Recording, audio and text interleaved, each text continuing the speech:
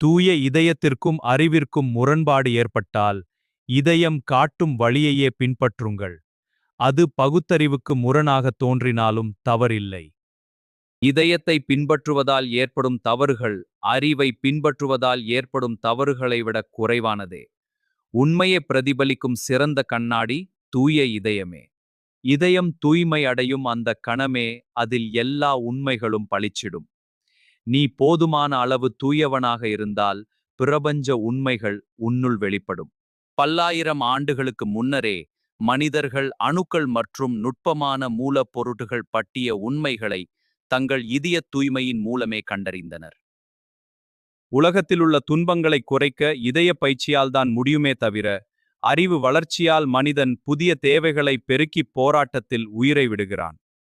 மக்களை தூயவர்களாகவும் பொறுமையுடையவர்களாகவும் மாற்ற முயற்சி செய்திருந்தால் இன்று உலகத்தில் 1000 மடங்கு இன்பங்கள் நிறைந்திருக்கும்.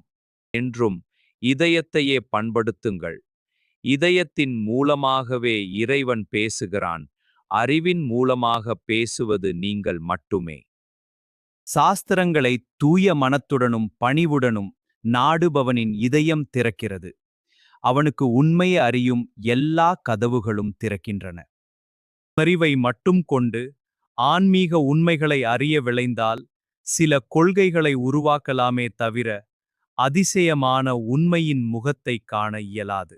சூரியனை காட்ட வேறு விளக்கு தேவையில்லை.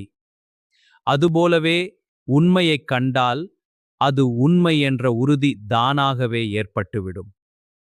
தூய இதயத்திற்கும் அறிவிற்கும் முரண்பாடு ஏற்பட்டால் இதயம் காட்டும் வழியையே பின்பற்றுங்கள். அது பகுத்தறிவுக்கு முரணாக தோன்றினாலும் தவறில்லை. இதயத்தை பின்பற்றுவதால் ஏற்படும் தவறுகள் அறிவை பின்பற்றுவதால் ஏற்படும் தவறுகளை விட குறைவானதே. உண்மையை பிரதிபலிக்கும் சிறந்த கண்ணாடி தூய இதயமே. இதயம் தூய்மை அடையும் அந்த கணமே அதில் எல்லா உண்மைகளும் பளிச்சிடும். நீ போதுமான அளவு தூயவனாக இருந்தால் பிரபஞ்ச உண்மைகள் உன்னுள் வெளிப்படும். பல்லாயிரம் ஆண்டுகளுக்கு முன்னரே மனிதர்கள் அணுக்கள் மற்றும் நுட்பமான மூலப்பொருட்கள் பற்றிய உண்மைகளை தங்கள் இதய தூய்மையின் மூலமே கண்டறிந்தனர். உலகத்திலுள்ள துன்பங்களை குறைக்க இதய பயிற்சியால் தான் முடியுமே தவிர, அறிவு வளர்ச்சியால் மனிதன் புதிய தேவைகளை பெருக்கிப் போராட்டத்தில் உயிரை விடுகிறான். மக்களை தூயவர்களாகவும் பொறுமையுடையவர்களாகவும் மாற்ற முயற்சி செய்திருந்தால் இன்று உலகத்தில் 1000 மடங்கு இன்பங்கள் நிறைந்திருக்கும். என்றும் இதயத்தையே பண்படுத்துங்கள். இதயத்தின் மூலமாகவே இறைவன் பேசுகிறான்.